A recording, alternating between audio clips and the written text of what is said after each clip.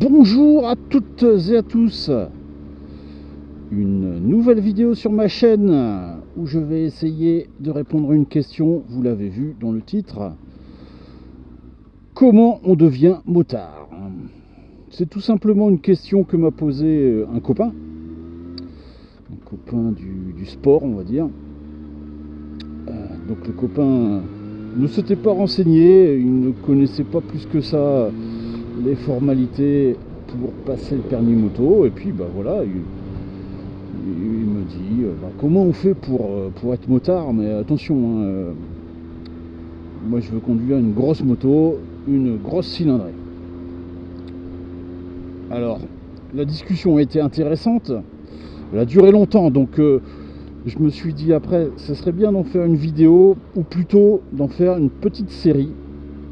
Donc voici la première vidéo de cette série où on va essayer de vulgariser un petit peu les informations. Je vais essayer de ne pas parler trop dans le jargon des motards. Voilà, en fait c'est comme si je m'adressais à quelqu'un qui ne connaît pas du tout le monde de la moto. Alors mes amis qui êtes déjà abonnés, qui êtes motards, ne quittez pas tout de suite la vidéo.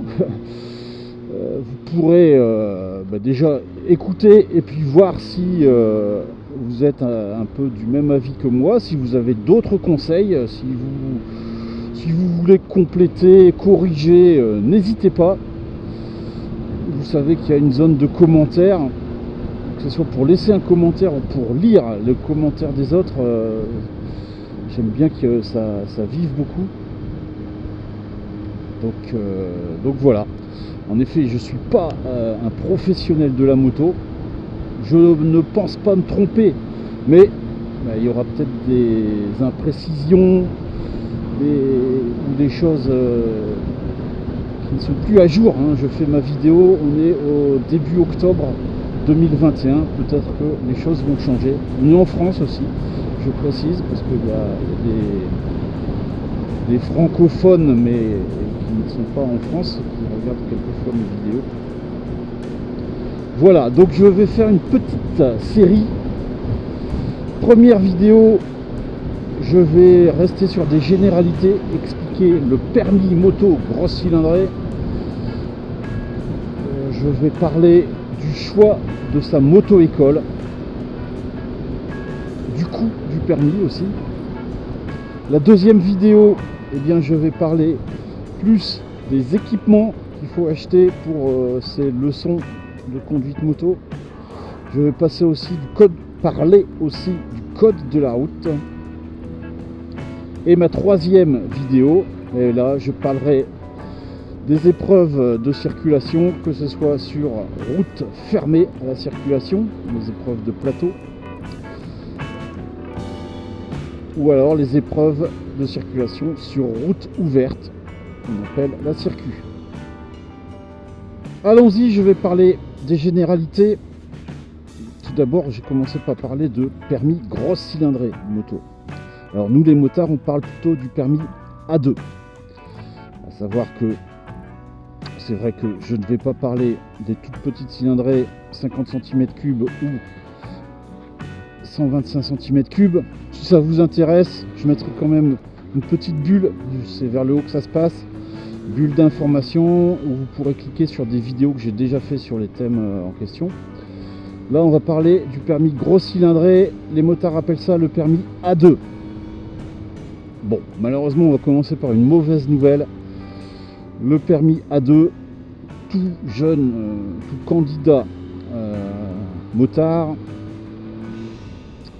doit y passer, quel que soit son âge, quelle que soit son expérience de conduite en voiture, il doit passer par le A2.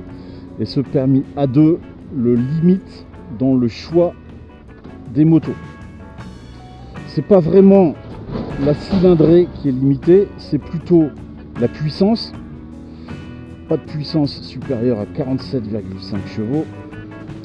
Mais en fait c'est un petit peu plus compliqué que ça. Il y a un rapport poids-puissance à vérifier. C'est un petit peu technique. Bref, il y a des motos qui sont compatibles permis A2 et certaines motos ne sont pas compatibles au permis A2. Donc inutile de fantasmer sur un modèle en particulier de moto sans connaître ses nuances de moto A2 ou pas, parce que le risque ce serait peut-être d'acheter avant son permis une moto ou de récupérer une moto qui ne serait pas compatible A2 et que vous ne pourriez pas conduire juste après votre permis. Alors rassurez-vous, il existe de plus en plus de modèles qui sont compatibles A2, que ce soit en neuf, en occasion, pas de souci. Il existe des motos qui d'origine font moins de 47,5 chevaux et qui sont d'origine compatible A2. D'autres, il faut les brider. Bon là, il faut passer par un professionnel, garage ou concession, qui va vérifier ce qui est indiqué sur la carte grise, éventuellement va faire le bridage et va vous donner les attestations de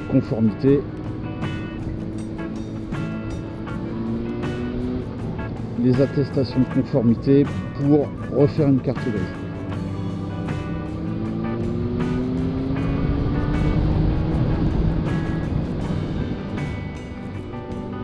Il existe beaucoup de choix.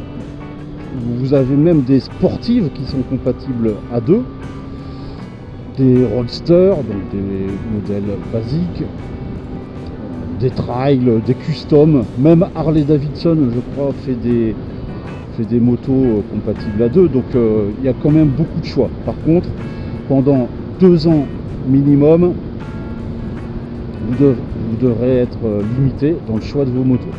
Au bout de ces 2 ans, vous passez un stage. Malheureusement, il faut payer encore un petit peu. Et donc vous passez un stage si vous voulez. Avoir un permis moto A sans aucune limite.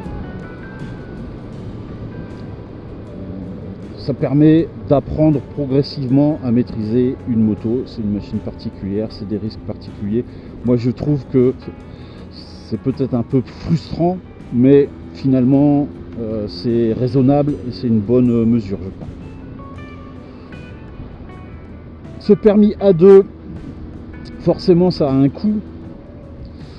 Je vais en parler tout de suite. Je pense qu'il faut tabler autour de 1 000 € pour passer votre permis. C'est vrai qu'il y a des auto-écoles, beaucoup d'auto-écoles font des forfaits, 20 heures de leçon, plus les inscriptions, etc., qui tournent plus aux alentours des 700 €. Vous pouvez vous en sortir à 700 €, mais si vous n'avez pas d'expérience dans la moto, si vous craignez que votre apprentissage soit un petit peu long, en tout cas s'il n'est pas évident, vous allez peut-être devoir faire quelques leçons de plus que vos 20 heures de leçons du forfait. Donc c'est bien d'avoir un petit coussin supplémentaire que la somme des 700 €, parce que s'il vous manque quelques leçons et que vous arrivez au bout de vos 20 heures, il faut tout de suite enchaîner par des leçons supplémentaires. Donc avoir un petit peu d'argent de côté. Si vous n'avez pas de souci d'argent, c'est pas un problème, mais voilà, je préfère en parler tout de suite. Prévoyez l'inscription, le forfait de base, 700 € plus un petit peu de marge.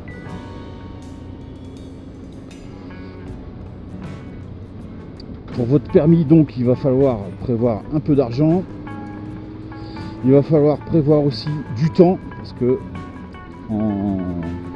l'investissement en temps, il n'est pas négligeable non plus, que ce soit pour réviser l'examen théorique, donc le code. Je parlerai un petit peu de tout ça après. Le code, ça se révise chez soi tout seul le soir, donc ça va un petit peu vous prendre du temps sur votre vie de famille, vos études, votre travail ou d'autres loisirs.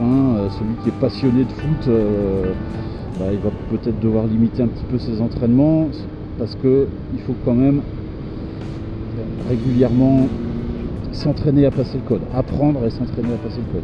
Après, les leçons de conduite, c'est pareil. En général, on fait 2 heures, c'est par bloc de 2 heures les leçons de conduite moto. Donc 2 heures, ça peut vite vous immobiliser une demi-journée complète. Et le minimum, c'est d'avoir une séance par semaine de conduite. Donc 2 heures par semaine. Moi, je conseille même de faire un petit peu plus que ça. 2 séances de 2 heures par semaine, c'est bien. C'est un rythme qui peut être sympa. Et donc là, c'est pareil. Celui qui est en études et qui a besoin d'aller à ses cours tout simplement, de réviser, pour peu que ce soit une année d'examen, c'est pas très cool. Et puis celui qui travaille, il faut que ce soit un moment où il pourra peut-être prendre des récup, des RTT, etc. pour faire ses leçons de conduite. Ensuite, on va parler du choix de la moto-école. On dit souvent qu'il faut le meilleur moyen, c'est de faire appel au bouche à oreille. Alors, quand on n'est pas motard, c'est pas si simple que ça en fait. En plus, les avis qu'on pourrait avoir, ils peuvent dater. Une école qui avait une bonne réputation il y a quelques années, elle peut être moins bien. Donc c'est pas si simple que ça. Les moyens qui existent, c'est quoi ? Les avis Google. Vous allez sur internet, vous tapez moto-école plus le nom de votre ville et vous allez avoir la liste des moto-écoles. Et Google vous met des avis que les gens déposent. Bon, ça je déconseille parce qu'il faut vraiment savoir lire entre les lignes. C'est très particulier les avis Google. Donc si vous n'avez pas l'habitude de déchiffrer les avis Google, parce qu'il ne faut pas prendre ça au premier degré, si vous n'avez pas l'habitude des avis Google, ne vous fiez pas à ça. Un autre moyen, ça serait tout simplement de poser une question sur des réseaux sociaux,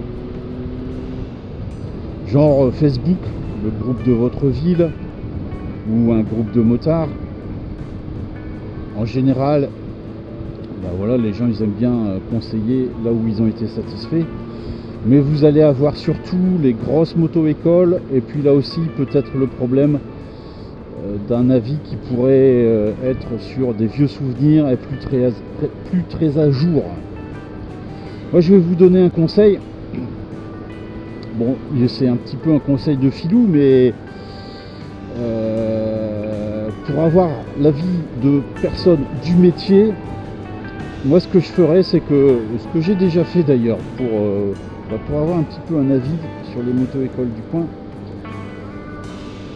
j'ai été dans une auto-école, quelqu'un qui ne faisait pas le permis moto. Et je fais le naïf, je dis bonjour, je me renseigne parce que je voudrais passer le permis moto. Alors là le gars il vous dit moi je fais pas. Et puis on discute un petit peu quand même.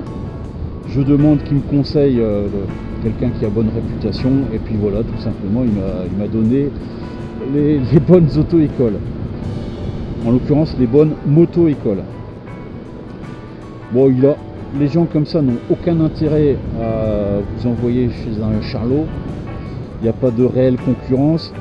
Par contre, les gens se connaissent et ils connaissent la réputation de chacun des établissements aux alentours. Donc, sauf s'il y a une petite guéguerre et des choses malsaines, mais je pense que c'est un bon moyen pour avoir une bonne idée. En tout cas, je ne crois pas que quelqu'un vous enverrait chez une école boiteuse ou qui serait dans des difficultés financières. En parlant de difficultés financières, méfiez-vous des tarifs trop alléchants. J'ai déjà vu des promotions sur Groupon il y a quelques années. avec un prix de permis moto qui était certes intéressant, mais bon, hasard, l'école en question, finalement elle n'était pas vraiment en bonne santé, et donc elle a fait rentrer pas mal de sous en faisant sa promotion. Il y avait à ce moment-là un moniteur moto, et puis quelques mois après le moniteur il est parti. Malheureusement, tous les élèves qui avaient profité de la promotion Groupon, leur permis il a été bien retardé. Et puis, je ne sais pas si tous ont pu passer leur permis. En tout cas, l'auto-école a fermé quelques mois après. Donc, attention aux promotions qui pourraient cacher des mauvaises surprises. Voilà, je vous remercie d'avoir regardé ce premier épisode de vidéo jusqu'au bout. N'hésitez pas à vous abonner. Je vais enchaîner rapidement avec les 2 autres vidéos, donc abonnez-vous, vous recevrez une notification dès que les épisodes suivants arriveront. En attendant, je vous souhaite un gros V et de bonnes routes au pluriel.